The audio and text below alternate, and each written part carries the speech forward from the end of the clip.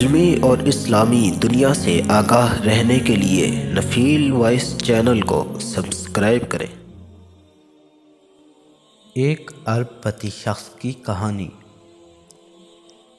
ایک بڑا زمیندار آدمی تھا۔ انگریزوں کی حکومت نے اسے اتنی زمینیں دیں کہ ریل گاڑی چلتی تو اگلا اسٹیشن اسی کی زمین میں آتا تھا، پھر ریل گاڑی چلتی تو دوسرا اسٹیشن بھی اسی کی زمین ہی میں آتا تھا، پھر ریل گاڑی چلتی تو تیسرا اسٹیشن بھی اسی کی زمین میں آتا تھا۔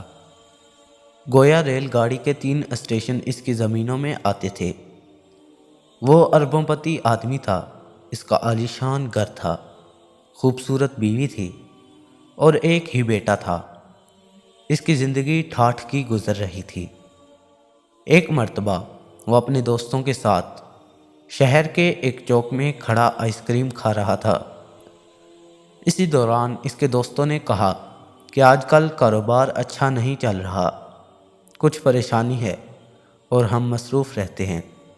یہ سن کر اس کے اندر میں آئی اور وہ کہنے لگا، یار تم بھی کیا ہو، ہر وقت پریشان پھرتے رہو کہ آئے گا کہاں سے، لیکن میں تو پریشان پھرتا ہوں کہ لگاؤں کہاں، میری تو 21 نسلوں کو بھی کمانے کی پرواہ نہیں۔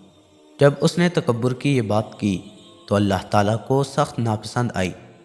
نتیجہ یہ نکلا کہ وہ 6 مہینوں کے اندر اس دنیا سے رخصت ہو گیا۔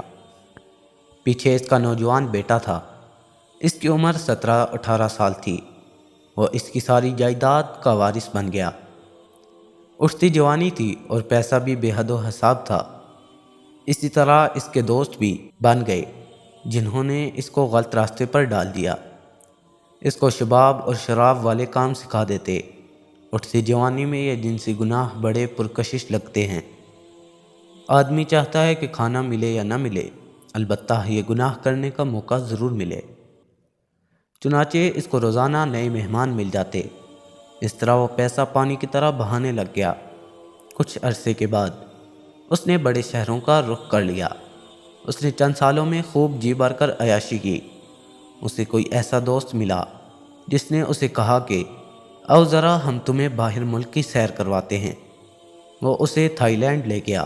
وہاں پر اس نے گورے رنگ والی لڑکیوں سے اس کا تعارف کروا دیا۔ وہاں کے کلبوں میں بھی دریا کی طرح پیسہ بہایا۔ وہاں اس نے ساری رات عیاشی میں گزار دی، حتیٰ کہ سارا بینک بیلنس ختم ہو گیا۔ اب نہ صحت رہی اور نہ پیسہ۔ ایک وقت بھی آیا کہ واپس آ کر اس کو گھر بھی بیچنا پڑ گیا۔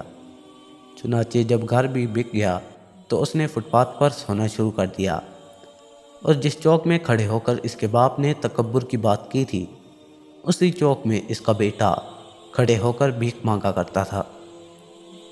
اللہ تعالیٰ نے دکھا دیا کہ تمہیں ہم نے جو اتنا دیا ہے اس پر تکبر کرتے ہو، کہتے ہو کہ میں پریشان ہوں کہ لگاؤں کہاں پہ، اور تم کہتے ہو کہ میری 21 نسلوں کو بھی کمانے کی پرواہ نہیں، جہاں تم کھڑے ہو یہیں تمہارا بیٹا کھڑا ہو کر بھیک مانگا کرے گا۔ میرے دوستو، ہو سکتا ہے کہ باقی گناہ کی سزا فقط آخرت میں ملے، لیکن تکبر وہ گناہ ہے کہ جس میں آخرت میں سزا تو ملے گی ہی صحیح، اللہ تعالیٰ اس کی سزا دنیا میں بھی ضرور دیتا ہے۔